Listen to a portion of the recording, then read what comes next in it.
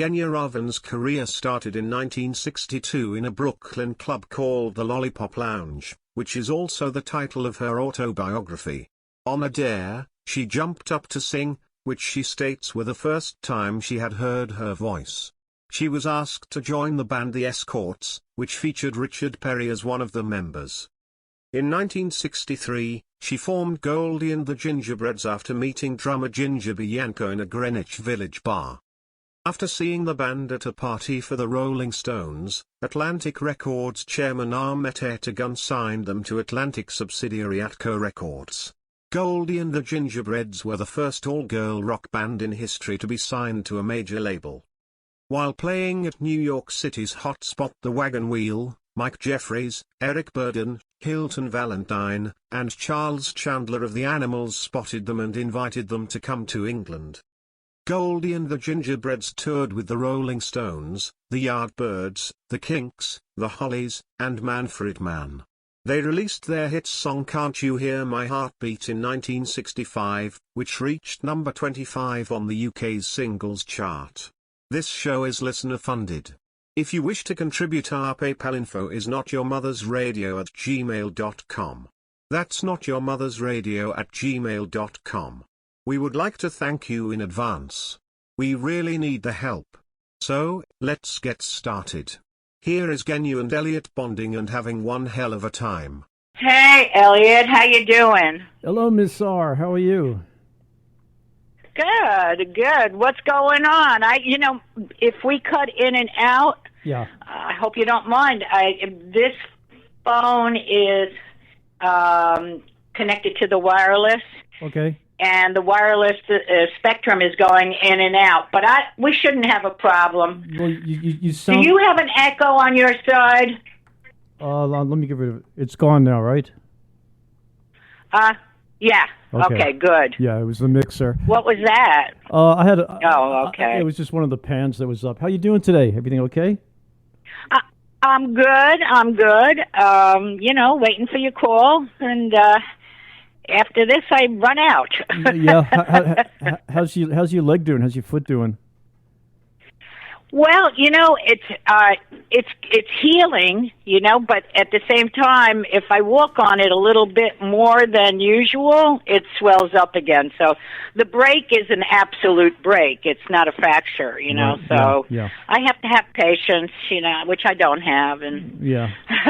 Well, anyway, I'm good. How about you? You doing good? Is it hot where you are? Yeah, it's 90 degrees here now, and oh my God, I know. And I miss New York. I'm a New Yorker, and I love your accent. I feel like I'm at home now. Aww. And aww, that's sweet. Yeah, and I know.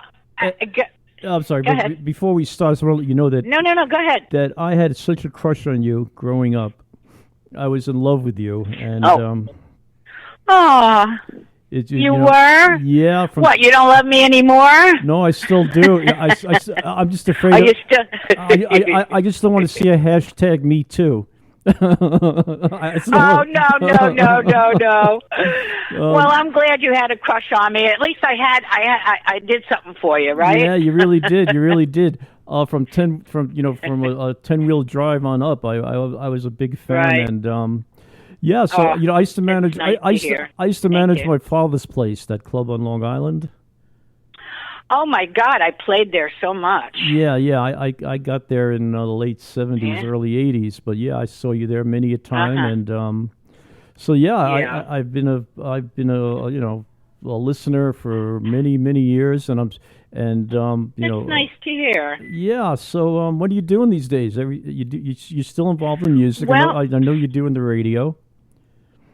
Yeah, I'm doing the radio, working with Little Steven on a few things, and also making records, right, could you imagine, right out of my studio in my house. Beautiful.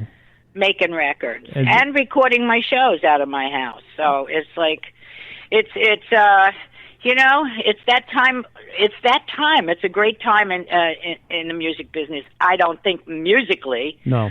You know, well, don't get me wrong. I do love some of the music, but I still I still get so caught up in Tom Petty and everybody else from that era. You know. Sure. And you were an advocate of alternative music for decades. You were with the CBGB you're talking about. Yeah, I mean not just that. I mean just from day one. I was listening to absolutely. I was listening to the Escorts this morning before I called you. And when I sounded like a munchkin. Yeah, that was I loved the version of the West Side Story tune you did somewhere. That was a #1 record, I know. In Ohio. Yeah. But let me just I had a conversation yesterday with John Altman, and John is a big director, a big producer, a big guy in the UK.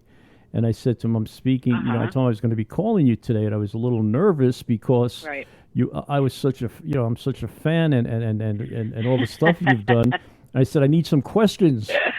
He said, "Well," he said, "Well, tell her that we have a mutual pal, Richard Barnett." Perry.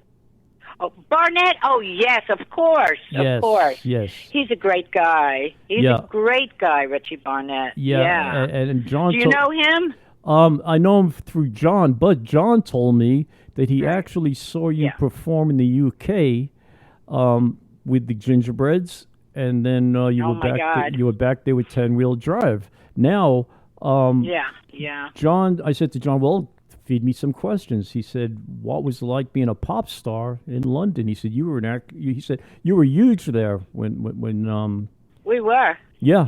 And I have photos of you. Yeah, what we did. We toured with the Stones. We did a lot there. We were huge, You toured with the Yardbirds, You were. Oh yeah, all of them. Kinks, Hollies, you name it. Manfred Mann, everybody. Yeah.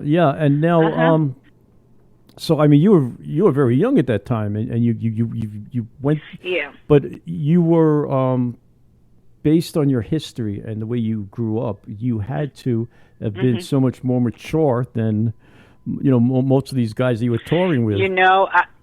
I got to tell you, Ellie, not really. I was truly a babe in Toyland. Yeah. I was. It's so complicated. My story. Did you read my book at all? I read. Yes. Okay. Then you know that the whole thing was being brought up by parents of a Holocaust. Yes. That whole war, they lost everybody there. They lost their parents. They lost everything. Could you imagine in your 30s, if you was in front of you, it was in front of you, losing everybody. So they were very damaged, and they pretty much imprinted that damage on me. And all I wanted to do was run. Yeah. And so when I got Goldie and the Gingerbreads, it was a game to me. It was not anything that I had decided to do. It happened. When I met Ginger, I said, I just came off a #1 record in Detroit and stuff. I said, you're a girl drummer. I mean, come on, let's start a group, and start an all-girl group.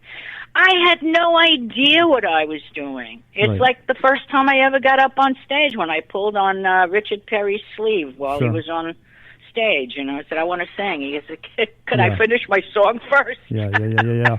Now, you see, I have the same background you have. My grandparents were from Russia and Poland, and they lost their families too. And my mother was ingrained the way you were, and she kind of put that on us.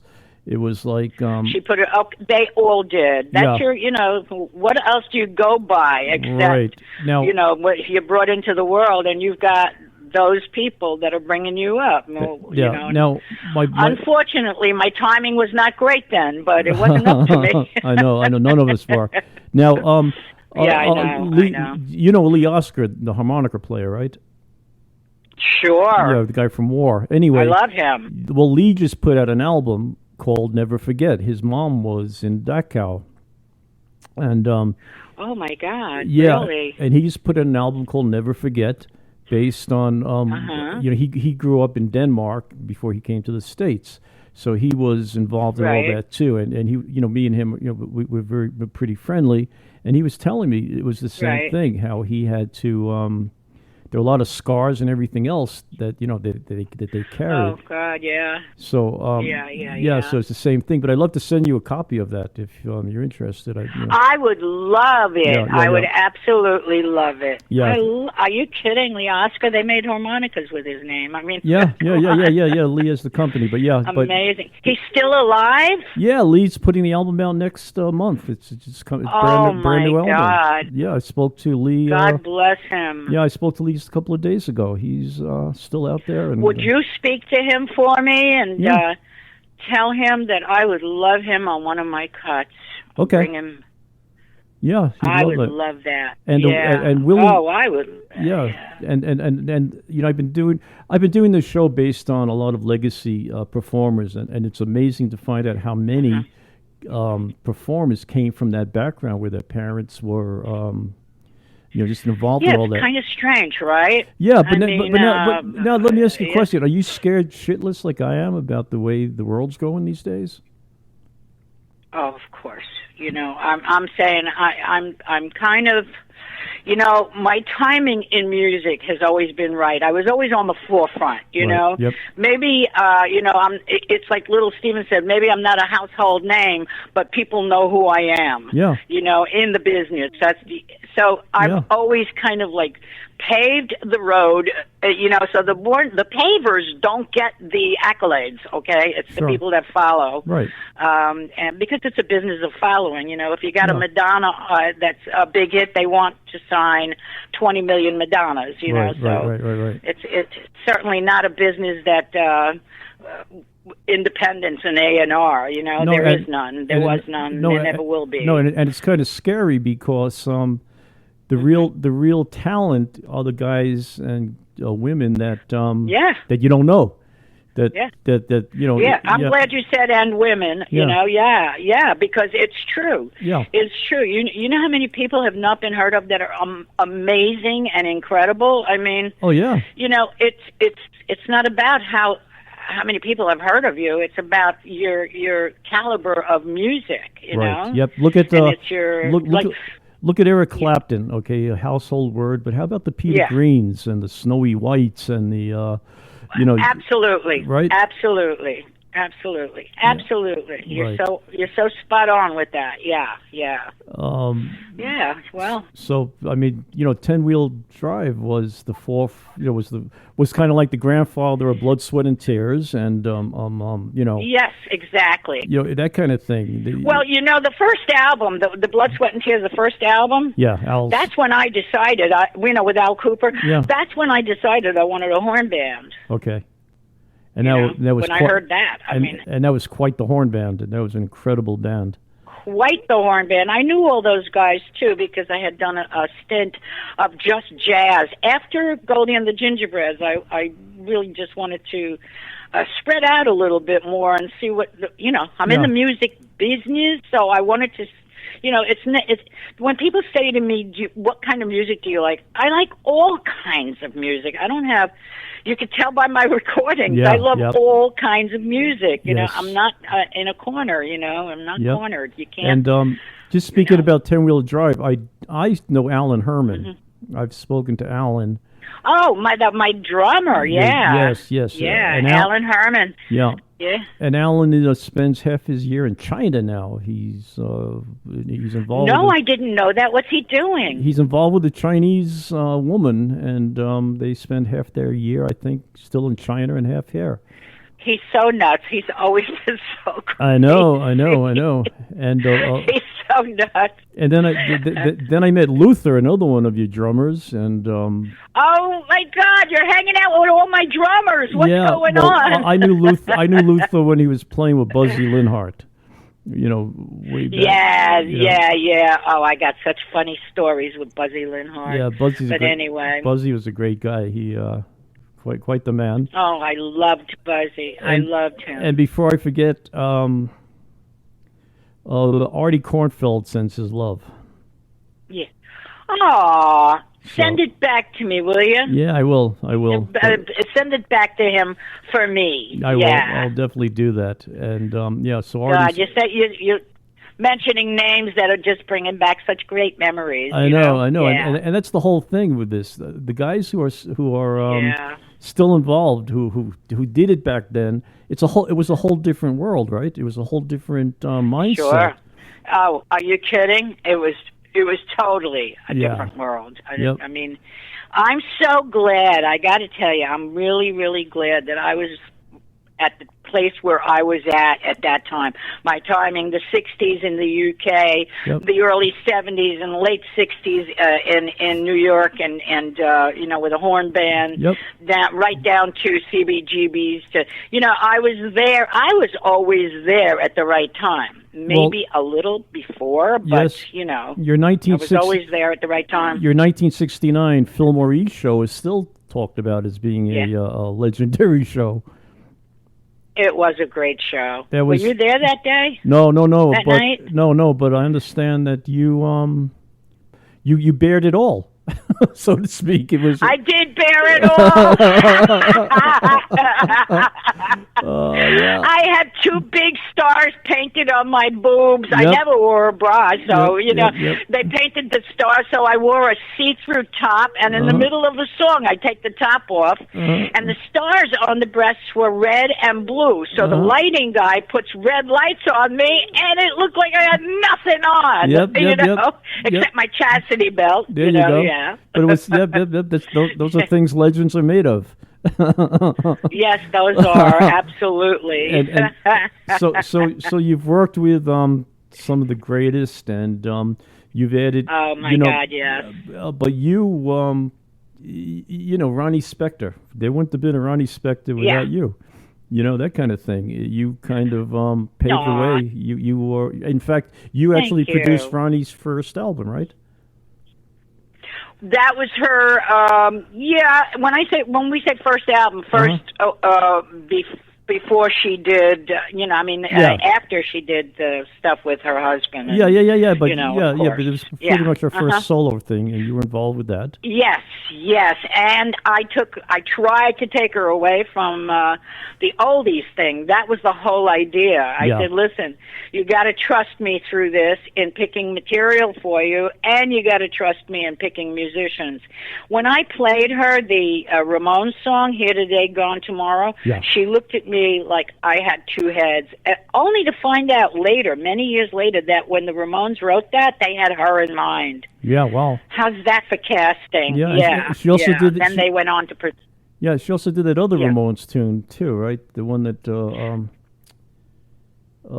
she talked. She must have done that after. She talks to trees, right? She talks. Yeah, but that was after that. I don't know. I think she probably did it after mine. It was after yours. It was definitely after yours. Yeah. So, but she was her own worst enemy, and probably still is. So I don't know. I did everything I could, and for her, and I brought in all the heavies from downtown scene, including some of the Dead Boys played on there. Right. I had really good people play on her Siren album. Yeah. And while I was making deals in Europe for her, for that album, she was bad rapping me. Yeah. Well, it's a really... She said I reminded her of Phil Spector. I guess in a lot of ways she complimented me, but she didn't mean to. Yeah. But she said I reminded her of Phil Spector because I was so bossy in the studio. I had to be. Yeah. Well, it's your job. So, that's what that's what a producer does. That's exactly my job. Yeah. Exactly. A producer that's not a producer that's not tough in the studio. Comes out with a absolutely comes out with a record sounding like it. So, your records now, I know you're doing a lot of work in your home studio. Yes. Oh, I hear you. I'm going to move out of this room. No, stay. My dog's here, too. Don't worry about it. Don't worry, I have a dog sitting here with me, too. Don't worry, don't sweat. Relax. All right. Okay. Yeah, don't go anywhere. So... No, I'm not. I'm not leaving. I'm just walking you right into another room. Okay. Go ahead. What kind of album are you doing now? What type of music are you working on? right now I'm taking a break so I can write. Okay. It's always my stuff. It's so funny. If you listen to all of my stuff, which I'm sure you did already, yes.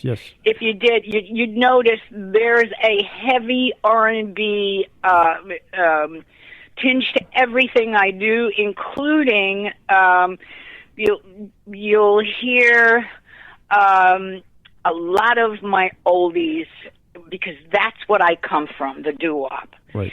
And if you remember Urban Desire and I Mean It and all the albums that I've ever done, I always try to stick in my roots, and I have no choice. Those are my roots. That's how I learned how to speak English, through music. Right. So my very first influence was really my first record, which was, let me see, Saved. Who did that? Laverne Baker. Yeah, Laverne Baker. Saved was my very first listening, and then I tuned into a radio station from Rivington Street that you could barely get, and it was the Catman, and it was from Jersey. And the cats would start howling at around midnight. My mother didn't even know I was listening. I had my ear glued to the radio. Basically, that's how I learned. I mean, I learned how to speak English through rhythm. Yeah. If you think about it, I had no choice. That's why I said when I was like 16, I was in a toy box when I had a group. Right. I wasn't planning anything. It wasn't like these days where people say, I want to be a star, I want to be on MTV, I want to do... Mine was, I have to make a living. Right. I was doing cheesecake modeling at the time, which is, nude modeling. I was in Playboy. I worked with Shel Silverstein a lot. Right. I'm so sorry he's not around. I know. Yeah, really... And what's his name? The manager of the Yardbirds. Oh gosh, I loved him. You know who he is. You know who he is. Grumsky. Yeah, I know who you mean. Yes, Gomelski. Yeah, Grumsky. Yeah, I loved him. All these guys, and everybody's. I hate to say this, everybody's fading. Everybody's going, and it's like it's really. I'm very nervous, not about me. I'm nervous about my peers, the people that I love. Yeah. I mean, the last big hit was Tom Petty for me, and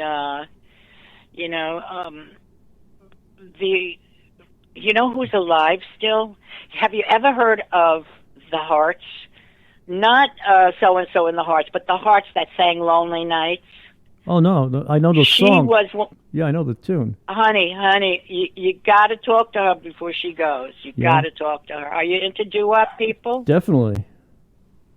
You know who I still talk to? Her name is Louise Murray. Louise Murray, okay. And she came to my play. My play Lollipop Lounge was based on coming to the United States, a musical, and now I'm looking to get somebody in for dialogue and somebody to do the play for me. Wow. Rock and Roll Refugee. I'm still talking to the old mothers of invention who were really into doo-wop. Bunk Gardner, Don Preston, Ray Collins, Marvin Gaye. I mean, that's all of it. Yeah. Those are my people. Those are the people I listen to. That's amazing. Ray Charles, killer. Now, killer. I've been, going through your records recently, your old albums and things, and some of your newer pieces, and you're always a little ballsy about the music you selected to do, the covers. Yeah. I mean, who would think you would Whipping Post? Do you know what kind of you know what kind of testicles you had to have to come out with a version of Whipping Post? And you're, after the Allman Brothers. How about Throw Your Dog a Bone? Have you heard that one? Yeah, sure. Throw Your Dog a Bone. You have some great. Some of the cover stuff you've done is just amazing. Just they're ballsy. Yeah, they are ballsy. They are. And I agree. You've always been able to pull it off, and you were never shy. Never ever was I shy. And never. No, just the stuff that you sang about. So, Yep. and you've worked with the greatest, Lou Reed, Ian Hunter. Honey, I've worked with so many. Look who played at the Atlanta Pop Festival. Look who played at the. I'm telling you, I really, really had and have a very, very fine life when it comes to my music. Right. A rich life. Now, when you first came to the States, where did you and your family settle? We settled, right out of Ellis Island. We went to Grand Street, but that was temporary. We lived with people. Right. Then we moved to Rivington. So Rivington Street is my hood, and it was a great place to grow up because there was every ethnic. It was all ethnic. You could smell all the cooking in the streets, and very Puerto Rican and very, it was the best way for a girl to grow up, you know, to be around all people. Okay. Not move into just a white neighborhood or just a black neighborhood. We moved into the Lower East Side where the carts were still out and you could squeeze every lemon and you could squeeze every... Yeah. I remember my mother squeezing all the fruit, and this guy Moe, his name was Moe. He said, "Stop squeezing the fruit." Yeah. And all I could think about was that ad came out. Yeah, Charmin, squeezing the Charmin or whatever. Charmin. That's my mother. Yeah. Well, don't squeeze the Charmin. Yeah, well, the whole thing with Charmin, that Charmin thing was brilliant because, people with the marketing thing was that behind that was if you're going to pick it up and squeeze it, you're going to throw it in your cart. You're not going to put it back down. You're going to buy it. That was that whole Charmin thing. I grew up in Brooklyn in Flatbush. Yeah. And it was pretty much Flatbush. Yeah. Yeah. So it was the same thing, pretty much. It was, and it is. The old hoods, they'll never be the same. Yeah, my grandparents are from the Lower East Side. They were from the Lower East Side, and really, I'm going to send you a song. I don't know that you heard it. It's called 202 Rivington Street. I'm going to send when we hang up. Okay. I'm going to send it to you. Via email. Do I have your email? I know I have your phone number. I'll make sure. I'm not sure. I can text it to you. I'll send you my email because I need yours because I'm going to send you some stuff too. Oh, good. Yeah. Good. Genya at Earthlink. Okay, at Earthlink. You got a pen on you? Yeah, I do. At Earthlink. .net. Okay. Yeah, .net. I'll send you mine. All right, and if you forget that, it's GenyaRavan at gmail.com. Yeah, now the whole world has it. All 12 of my listeners. They could send me a hi if they want. Okay, I'll tell everybody that. Yeah. You're so natural right now. Well, I didn't even know we were working the show. Yeah,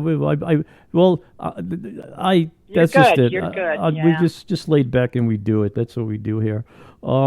So yeah, you know what? That's good. Yeah. I like that. Yeah, no scripts, no agenda. That's what I tell everybody. We just kind of. That's wonderful. Yeah, wonderful. We roll. Now I'm sorry we didn't see each other on Zoom or something. But you know what? Where are you located? I'm thinking maybe one day we'll somehow meet for lunch or something. First of all, I'm in New Mexico now, but I come to New York.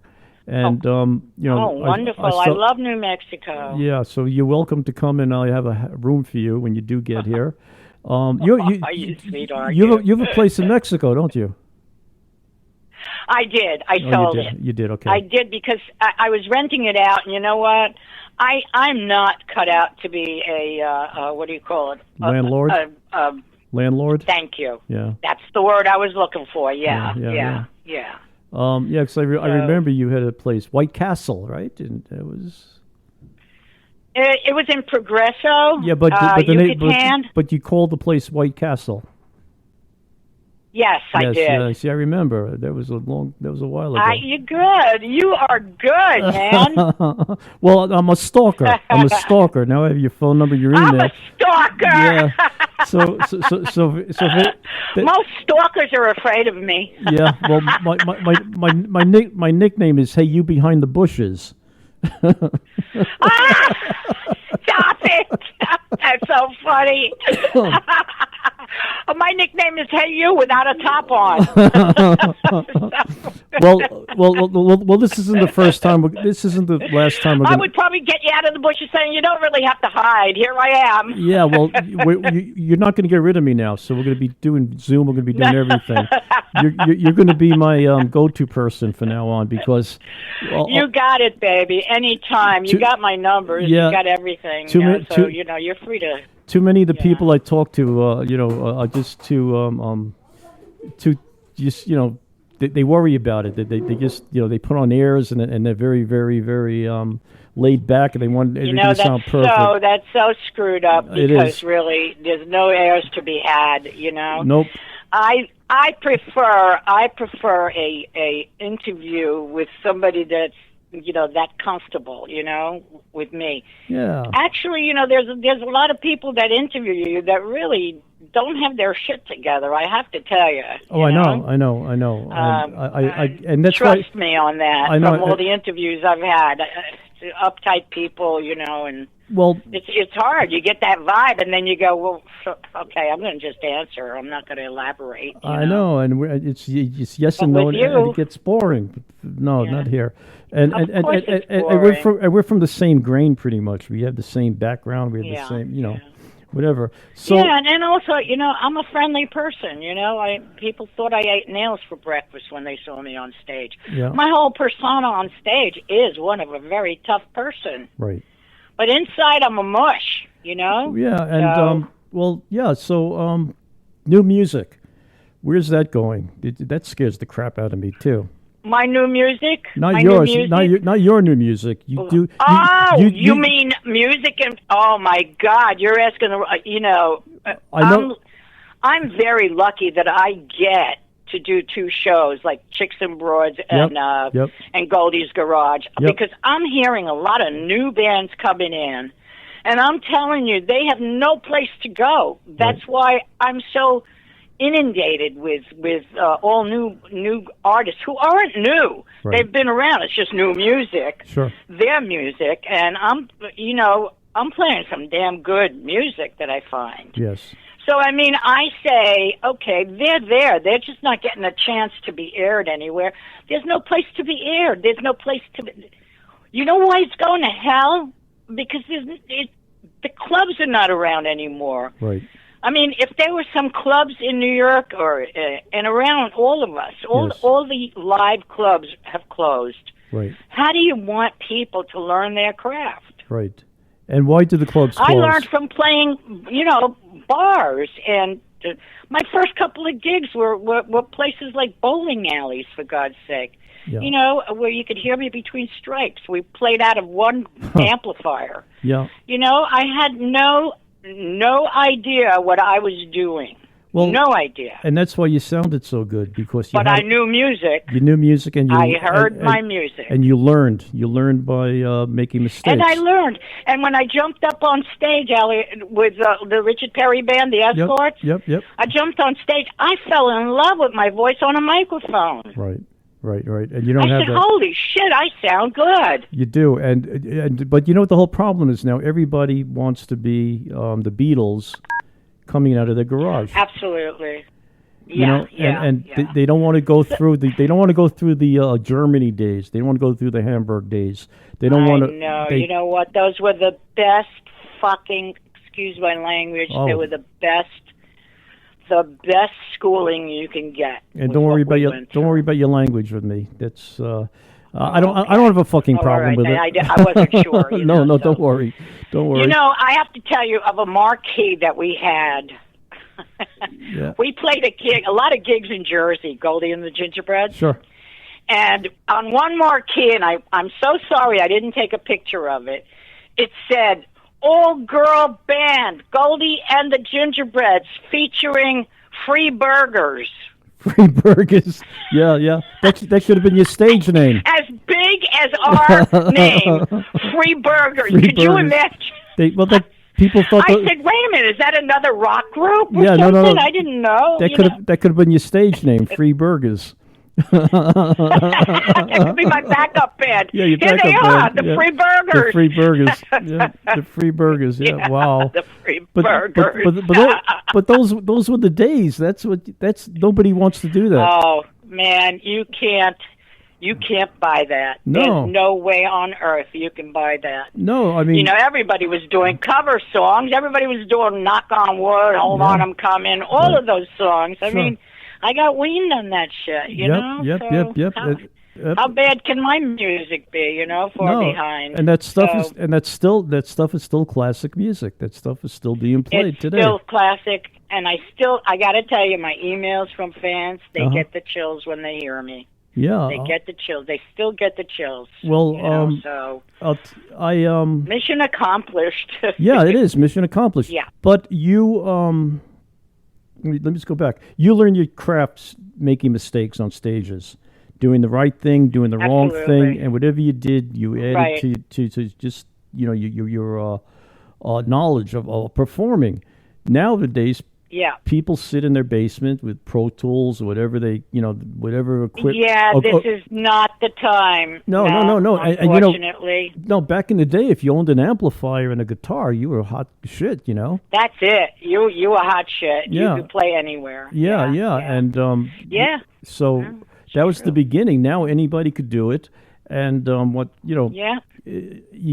And they could, and you don't know. I know, and you probably know, but you could tell when there's a live band and not a live band. Oh, sure. Yeah. Listen, I'm glad Pro Tools is at my fingertips. Yeah. But I refuse to. I still have a rhythm section that I use for my recording. I use real people. I don't. Wow. There's something about, number one, I never use metronome because it's not normal. Right, click tracks. When somebody says, well, let's have a click track, I go, don't be silly. Yeah. You're naturally supposed to get excited and maybe a hair faster. Yep. You're naturally supposed to do that. Yeah, what I can't stand is if you get slower. Right. Now, now, you came from a horn band, and if those horns weren't in tune, it gave a little... It gave a depth to the music. It gave it just a little. Absolutely, I do the same thing with my vocal. I go a little sour sometimes because I want to. Yeah, it adds tension. It's not. It adds tension. Of course. Listen to "Stay With Me, Baby." I don't hit all the notes right. Yeah, listen. But I sure as hell hit it the way I felt it. That's right, and listen to the reggae bands with horns. None of them are in tune. They're all off a little, and the tension. Yeah. Oh my God, they're the best. They're the best. Yep. They are the best. And I agree. So So your shit. Go ahead. It was a learning curve for everybody back then. Everybody. I'm so grateful that I was there at the time. My background was I managed stadiums and arenas and amphitheaters and stuff. But I'm a keyboard player, but I knew I wasn't good enough to play, with guys like, guys and women like you. And you know what? Your head stopped you from moving on. Your head stopped you. It did. Because nobody's good enough when they're first starting. Nobody's good enough. I know. But I kind of didn't want to leave music, so I got into that end of it. I got into management. And all that stuff. I stayed in the music business. What did you do before this? I managed stadiums and arenas. I managed. That's it. That was it. Yeah, I managed. That was a big gig. Yeah, it was. I spent 20 years doing that, on the road and everything else. Oh, yeah. You made a living doing that. Well, sure. yeah, I started out at the Meadowlands. And at the Meadow Lounge? Yeah. Actually, I started out at my father's place in Roseland. And then That's wonderful. Then I moved over. You couldn't have been at a better place. Yeah. So, I kind of grew up with bands that were making it and, going up and going down. You remember that club. And... I met a lot of people and everything else. So I kind of knew where, I knew my limitations and things like that. Do you remember a band called Novo Combo back in the 80s? Michael Shreve's band? Yes. Why do I know that name? Michael Shreve was in that band from Santana. And, oh, my God. I'm trying to think. No. Anyway, that was my first big break in the music business. I worked with them. And Steve Dees from Hall & Oates was in that band. Sure. Yeah, and some other guys, and that was my first real break. And then I moved over to my father's place, and then I got into the management business. So I saw tons and tons of acts, thousands of bands. Tough business, especially I saw in the end of where you were. But I saw bands like Springsteen, and the Stones 1,000 times. Of course. But those little club acts were the greatest.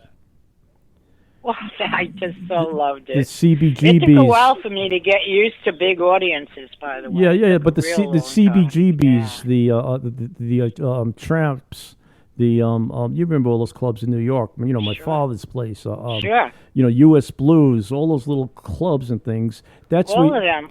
That's where you saw the greatest. That's when you saw bands at their finest, I think. Absolutely. And the best artists that still exist, that are still known, like a Bruce Springsteen and all that, they all started in bars. They all started in the way I started, you know? I went to Nassau Community College initially. And I joined my niece and nephew. Yeah, I joined the concert committee there. And the first show that I put on there was David Bromberg. He was the headliner. And the East and the East Street Band was the opening act. Unreal. Yeah. What year was that? 73.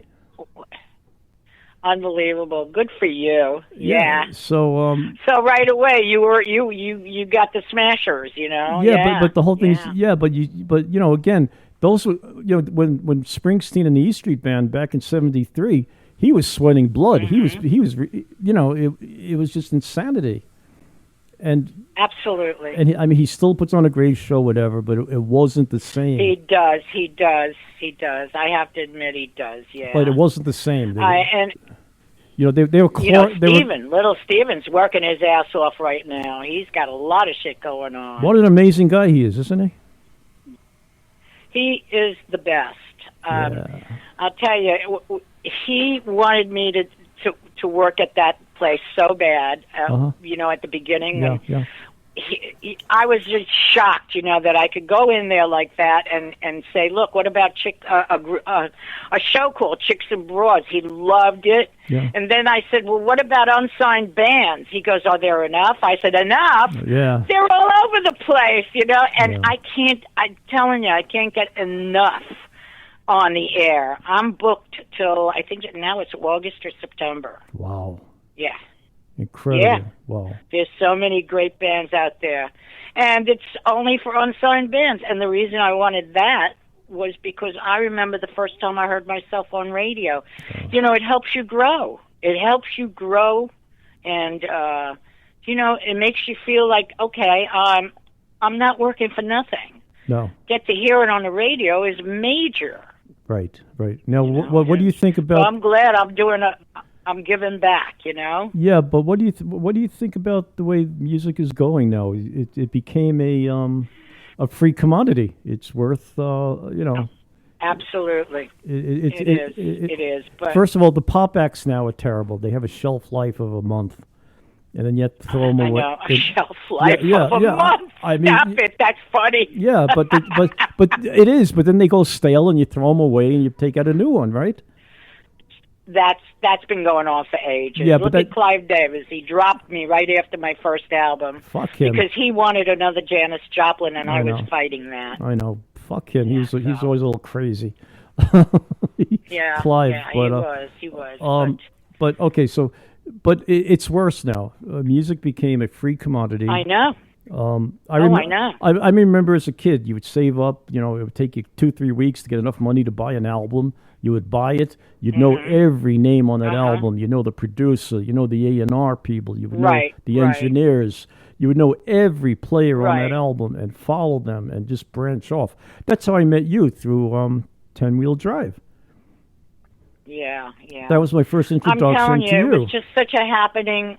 It was a happening time. Those years were happening. We were in the right places at the right times, and believe me. I think we were. Because if you were starting out now, I'd feel really bad for both of us. I know. If I was starting out now, I wouldn't be in the music business. I has a name for you. I spoke to Elliot Murphy a few weeks ago.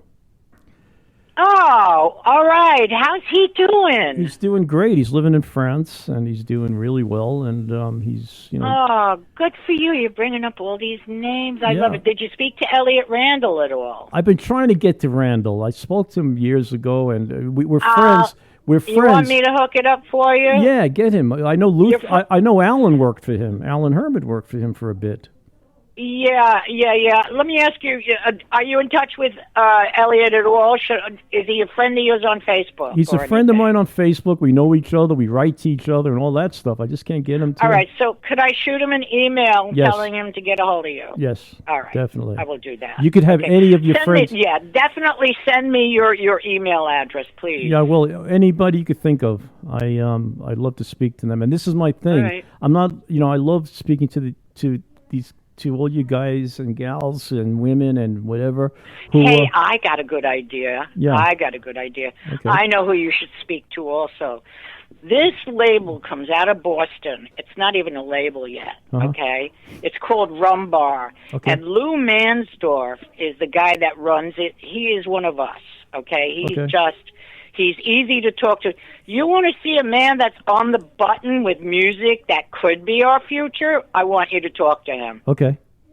So, yeah. I'm going to hook him up with you. He's got Rum Bar Records. Look it up. Okay. Look it up. I even put my last 2 CDs on with his name on it. Okay. Because I want this guy. He's got the best taste in rock and roll. Okay. I want this guy to get a major... distribution label somewhere. Beautiful. I think that's the guy. He's got his finger on the trigger, honey. Cool. For music. Thank you. And I really want you to talk to... It'll be an interesting show just to hear some president of a company saying, here's where I think it's going. Yeah, it would be. I actually spoke to Marvin Etziani. You remember Marvin? Marvin Etziani. He was who? Etziani. He was in Lone Justice. No. He was a bass player in Lone Justice. Anyway, he has a record company. He has a record company on the West Coast, and they're doing some interesting things. But it's predominantly him. He's not really hooking up with new people. We could definitely need. So maybe you want to talk to a few people, and Rum Bar, then him, and no. Maybe you should talk to Shel Talmy. Oh yeah, the whole thing is Marvin's great, but nothing new. I need new. That's why Rum Bar Records would be That's great. why Lou Mansdorf. You've got to talk to Lou. Yeah. Don't forget Rum Bar Records. You'll look it up. And Shel Talmy, I'll get you his info. Okay. You can get a hold of him. Great. And he'd be a good guy for you to talk to, since you're talking about our genre, our years. Okay, so let's get back to you. What are your plans? Are you going to be doing any live things once all this pandemic crap disappears? Here's what I'm planning on doing. Actually, you could tell me what you think of this. I want to do a one-woman show with a trio as a story of my life with all the songs that pertain to my book. Perfect. Chapters. Perfect. Like the Icon CD, the Undercover CD, the all of the stuff that I did with 10 Wheel Drive, and do about an hour or an hour and a half show with mainly guitar, piano, and bass. Right. And talk a lot, Yeah. Sitting down, right? Talk about what the song meant to me, like 202 Rivington. I mean, it's very self-explanatory, And then you could do it. And then you do it in a small club where you don't have to travel. People come to you. That's right. Yep. That's right. Yeah. Yeah. No, exactly. That's the way to do it. And Yep. And the other thing is, it slipped my mind. I can't even, my head. I got too much on my brain here. What the heck was it I was just going to say to you? Your show. We were talking about your show. Yeah. Oh gosh. I can't remember. If I remember, I'll let you know. Just an FYI, Flying. Right. The cover of Flying that you did is a gem. It's iconic. It's incredible. Thank you. I love that song. I think it's better than the Faces version of it, to be honest with you. That's so sweet of you, because nobody brings that up, you know? Yeah. I love that. That should have been the single off that album. I don't know why Clive Davis didn't realize that's what's being played the most, you know? Yep, and I mean, that tune's been around for a while, and, you know, I do a radio show. I do a show on Sunday nights, and on Monday nights I do a show that pertains to, like, Bill Laswell's type of, you know, Bill, you know, Laswell. Oh. Yeah. Yeah, so I'm dealing with Bill a lot too. What night is that? When can I hear it? Monday. I'd love to hear that. Monday nights I do the Laswell show. I'll send you the link. Okay. I'll send you the links. Please do. Yeah, Please do. I'd like to hear that. Yeah, I work with Bill a lot, and oh. Sunday I do more of a traditional deep cut show, and I play your music a lot on Sundays. Flying is one of my go-tos. What are your favorite?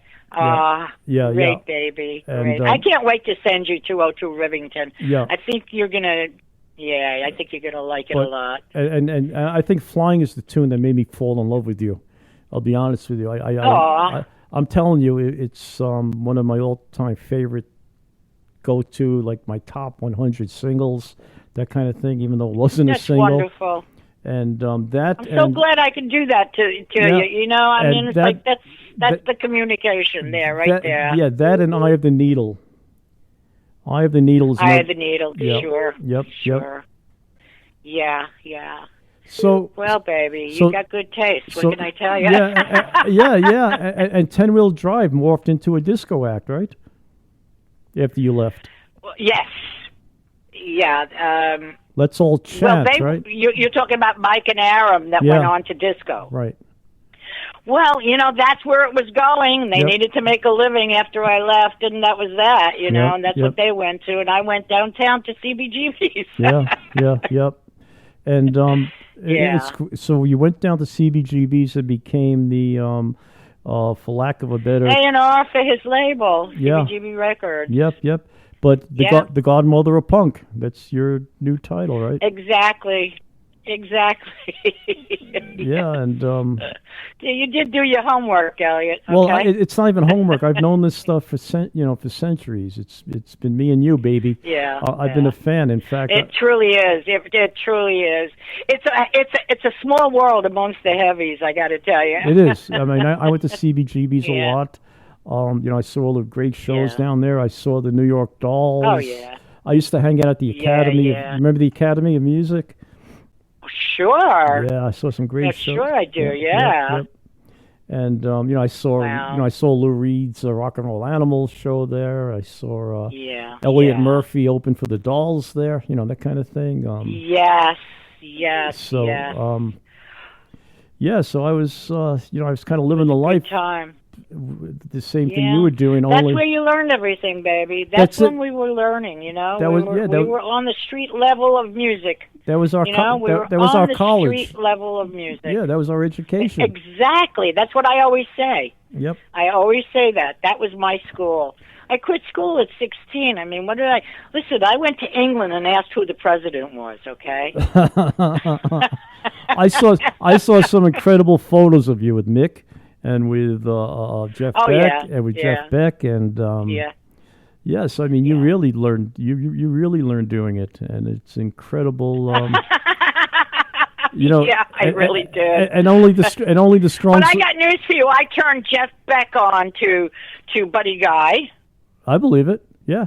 You know, at the time, because I wouldn't travel, I wouldn't tour without my records, and they were Buddy Guy and Ray Charles. That's all I would play before I'd get on stage. That's amazing. You know, I needed to hear those songs. In fact, Buddy Guy back then was an unknown.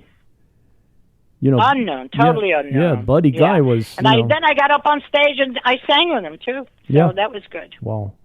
Yeah, but I mean, Buddy Guy. But here's what I was going to tell you: that Louise Murray from the Hearts, Lonely Nights. Yeah. She came to my play, and we were singing together in the reception room. And you know what a thrill that was. This woman is in my veins. This woman is my DNA. Wow. She is who I listened to as a kid and cried to every time I heard Lonely Nights. Wow. That's incredible. And I learned how to speak. And she is actually, I just made a painting for her. I'm going to be sending her. Yes, I noticed you're doing a lot of artwork. Yeah, I got to get it out somehow, right? Yeah. If I'm not singing, I got to do art. Wow. Yeah. Wow, incredible. Yeah. So, yeah. You go. No, I was just going to say, at the end of the call, if you have other questions, I don't want you to hesitate calling me. Oh, you think I'm kidding? I'm going to be calling and breathing heavy. No, I'm serious too. I know. No, me and you are. Yeah. I'm telling you, and you have my phone number. I want you to call me. I'm here. I will. Yeah. And you know what? We know each other without knowing each other, so yes. that's pretty cool. I feel comfortable. Yeah. I do too. Mm-hmm. And we definitely have to hang. Yes, definitely. So so who are your new acts? You're playing on the radio. You're doing a lot of unsigned people, new people. Yeah. Who are some of the up and comings? Well, I love the Dents. The Dents. They are from Boston. Okay. And her name is Jennifer D'Angora. I actually had her sing. I tracked her down and I had her sing with me on a song. Wow. I'll send it to you. How's that? Perfect. Because it never really came out. Okay. I'm going to send it to you. And let me see. There's a guy, I can't remember his name. I have everything in a folder, like my favorites of brandy new people. Uh-huh. Okay, get it to me later. And I have to. Yeah, okay. Yeah. I'll send it to you later. Cool. This guy's amazing. I'm going to send you his single. Okay. I don't even know if it's a single. I don't think he's signed. This guy, I'm telling you, is a fucking star. Wow. Okay. This guy is a star. Wow. What the fuck is his name? Do you remember? All right, I'll send it to you. Let me tell you something else interesting I do. In fact, I'm doing it later on today. Yeah. I do a transatlantic call once a month, and I have like 15 artists on. You remember Wally Waller, the Pretty Things? Of course. Yeah, well, Wally's on with me every month. Wally will be on. You remember Zoot Money? Honey, I'm in touch with Zoot Money. Yeah, well, Zoot's on. I'm a good friend of Zoot's. He's on with me every month. Yeah. Great. John Altman, Michael Shreve, Todd Cochran. I love it. You're invited if you'd like to join us at 1:00 today. You're on the East Coast, 3:00 your time today. If not, you'll pick it up next month. We do it every month. Every month. I think I'm going to shoot for next month because there's a couple of things I wanted to do today. Yeah, we'll do it. But I would love that. Are you kidding? I'd love it. I know the Pretty Things are on. The Mothers of Invention are on. Some of the old mothers. I got to tell you, there's a funny part in my book about the Pretty Things. Yeah. When we saw them, when we played with them, I said, "Why'd they call you the Pretty Things?" Yeah. I mean, I was just like a real refugee around everything. Yeah. Well, Wally's on every month, and some cool people. David Jackson from Vandegraaff Generator is on with us every month, and wow, cool well, let's people. Build your roster. You could have Elliot Randall on there too. He's fabulous. Yeah, but Elliot, you got to get him. I mean, Elliot Murphy's going to be on next month too. Not today. Next month he'll be on with us. So David Rubinson, the great producer, some cool people. Oh yeah. Yeah. And good for you. I'm glad you're doing this. Yeah, so I'm just doing this to keep it alive because nobody else is going to do it. We're both in the same boat. Yeah. You're absolutely right. So both doing the same thing. So what other plans do you have today? And so's little Steven on a big scale. Steven's doing the same thing, trying to keep rock and roll alive. Well, I'd love to talk to Steven, but I know he's kind of busy.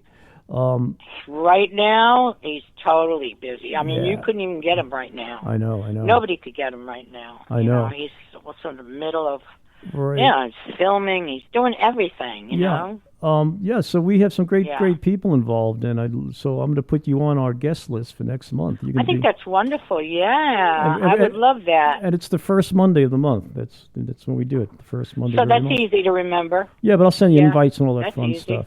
So what are your other plans today? What are you doing? Well, today I have 9 million things I have to get in an art store, and also I have to answer emails to musicians that have been emailing me for a month, trying to get on the shows. You have no idea. I'm so inundated with.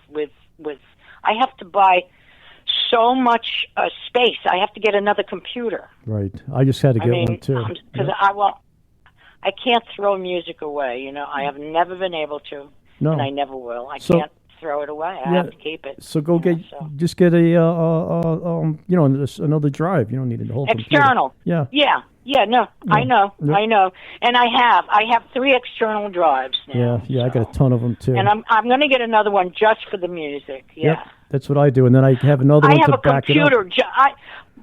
I have a computer just for recording. I don't even get my mail on there, right? Because because of the memory situation. So that's right. I'm waiting for the new MacBook Pro, the 14-inch. Okay.